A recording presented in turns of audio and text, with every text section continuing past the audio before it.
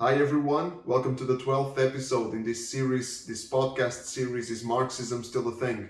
Today we're going to discuss the fourth basic idea of critical theory. We've examined the other three in the latest episodes, and we're following the model of Neil Shanvey, a Christian author and apologist, and he proposes these four basic ideas, and all the while we're following the structure of this book. Is Marxism Still a Thing? The print version is in Portuguese, but you can purchase the ebook version in English if you click in the link in the description or in the bio if you're viewing this on Instagram. So we'll start with a quote of Mary McClintock, an author, and she writes the following.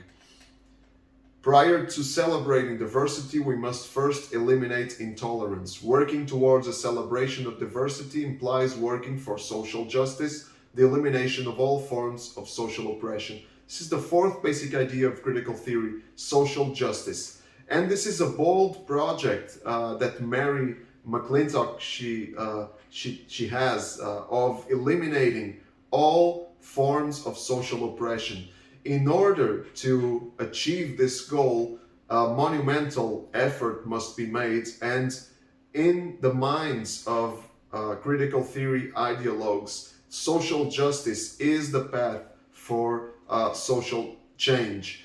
And it's not an easy path, because for eliminating all forms of oppression, you need to take drastic measures. And we are reminded here of classical Marxism. The same way that for classical Marxism, the only path to social transformation was armed revolution, there had to be blood for Karl Marx.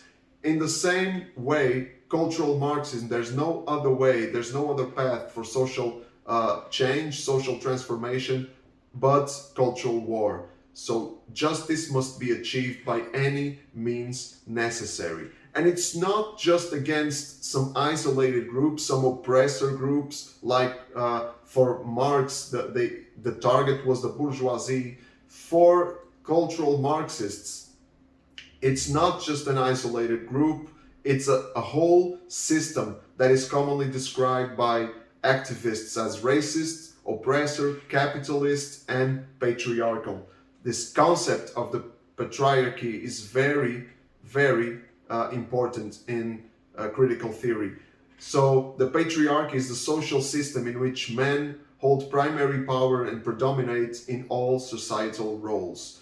So patriarchy is an oppressive system, and it's not just about a struggle for equality. One would say, looking at Western society, that considerable progress has been made towards equality between men and women. Of course, there's a long way to go, but for social justice activists coming from critical theory perspectives, the patriarchy is still as important target as it was in the time of Marx. So there's virtually no change achieved. The patriarchy is still in its full power, and it's inherently oppressive. So in order for oppression to end, this inherently oppressive system needs to be destroyed. That's what Mona El-Tahawi writes in her book. She says we must destroy patriarchy because it's the last thing that we often talk about. That's why I begin and end everything I do, every talk I give, with, insert a beep here, the patriarchy.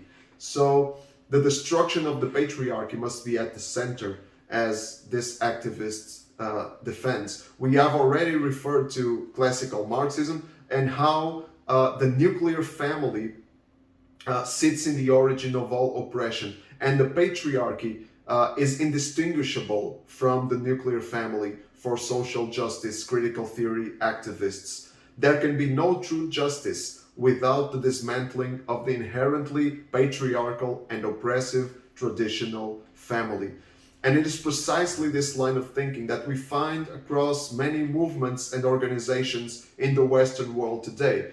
A very good example of this is found in Black Lives Matter.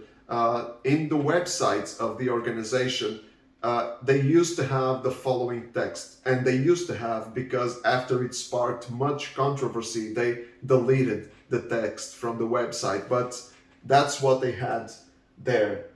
We disrupt the Western prescribed nuclear family structure requirement by supporting each other as extended families and villages that collectively care for one another, especially our children, to the degree that mothers, parents, and children are comfortable.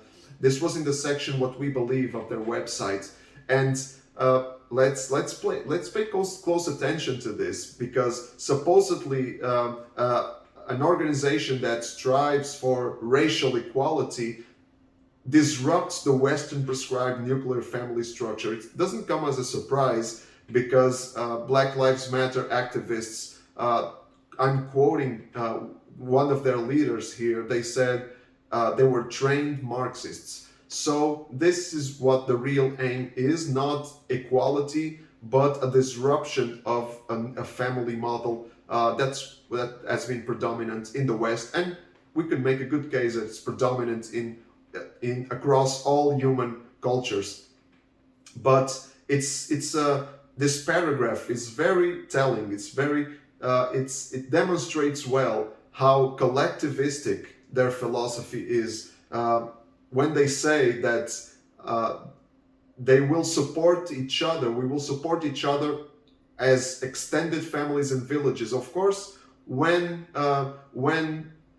the nuclear family model is destroyed, who takes care of the individuals? The answer is the state, because that's the only structure that can take care of individuals. So these are in broad strokes the aims, the goals of social justice activists. We can say that social justice is the activist arm of critical theory. It's the dimension of critical theory that approaches society in an active way to disrupt a whole system, to disrupt a whole family model. This is the kind of revolution that social justice warriors, as they're called, are trying to achieve.